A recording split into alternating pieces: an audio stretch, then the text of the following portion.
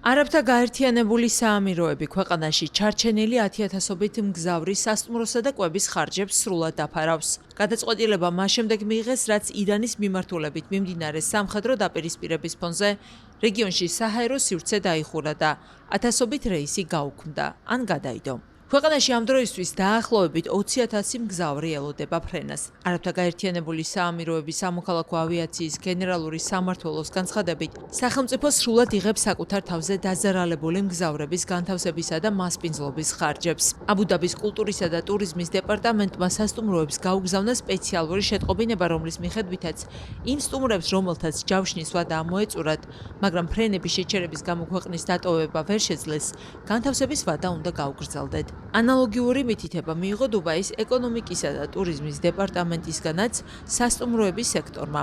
სტუმრებს შეუძლიათ დარჩენის ვადა იმავე პირობებით გააგრძელონ, როგორი პირობებითაც თავდაპირველი ჯავშანი ჰქონდათ.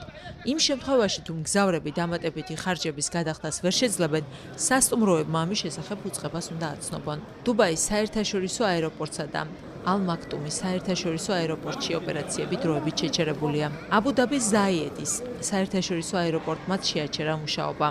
საჰაერო სივრცე დახურულია კატარში, ქუვეითსა და სხვა მეზობელ ქვეყნებში. არაერთმა ავიაკომპანიამ, მათ შორის ემირატებმა რეისები დროებით გააუქმა.